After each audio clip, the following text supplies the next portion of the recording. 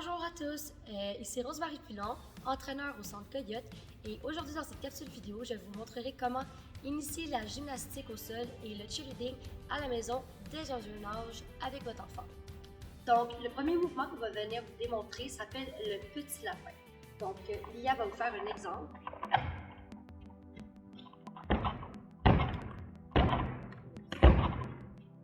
Donc, dans ce mouvement, c'est vraiment important que l'enfant mette les mains au sol et avec ses jambes aille sauter pour aller monter ses hanches le plus possible.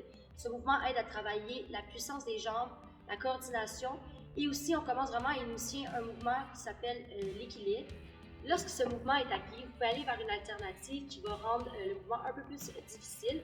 Donc, on va aller ajouter un étage, ça peut être des coussins ou un divan, peu importe ce que vous avez à la maison qui est sécuritaire pour l'enfant.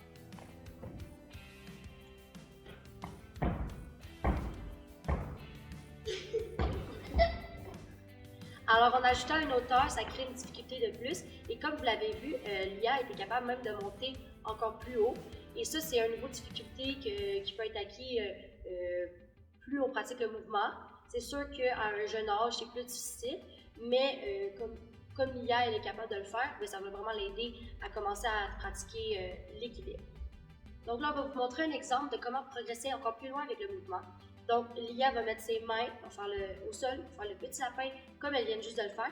Par contre, cette fois-ci, elle va essayer de lever ses hanches encore plus haut. Et moi, je vais me tenir à une distance quand même assez proche d'elle. Et lorsqu'elle va faire son petit lapin, je vais venir tenir ses jambes et l'aider à monter ses jambes le plus haut possible. Lia va tendre ses jambes et elle va serrer son corps dur afin d'être stable et en équilibre sur ses mains.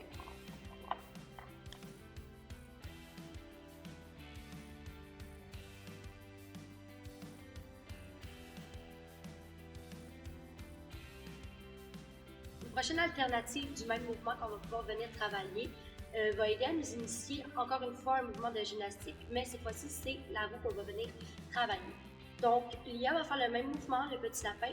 Par contre, cette fois-ci, il va essayer de passer de chaque côté du bloc bleu.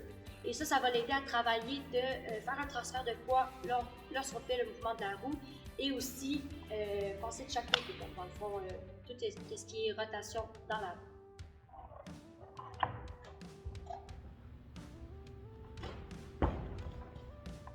Donc, pour initier le pont, c'est vraiment important de savoir que si votre enfant est d'un âge de 2 à 3 ans, même 4 ans, il va être vraiment important de venir l'aider lors du mouvement et même aller le soutenir son bas du dos, car c'est un mouvement qu'à un jeune âge, c'est vraiment difficile pour les enfants de rester en place et de forcer, car leurs muscles ne sont pas assez développés, donc c'est vraiment important de venir les soutenir lors du mouvement.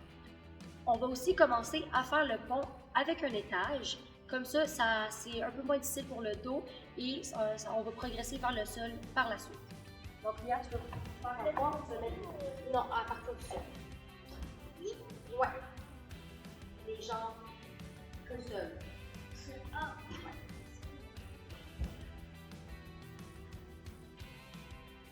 ouais. Excellent.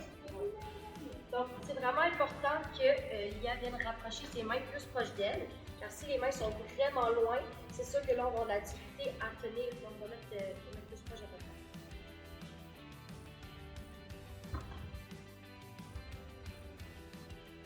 Super!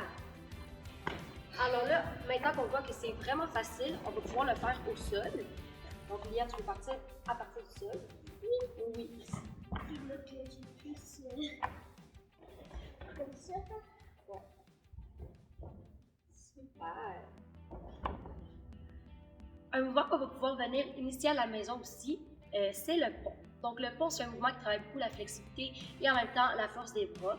Donc, qu'est-ce qu'on va vouloir faire avant de commencer à initier le mouvement? C'est bien sûr aller étirer notre dos. Donc, Lia, est-ce que tu peux nous montrer comment faire un tirage? Donc, la sirène, on va aller lever les bras droits en allant s'étirer le ventre qui va aussi venir étirer un peu notre dos. Et là, ensuite de ça, on va être prêt à travailler le pont.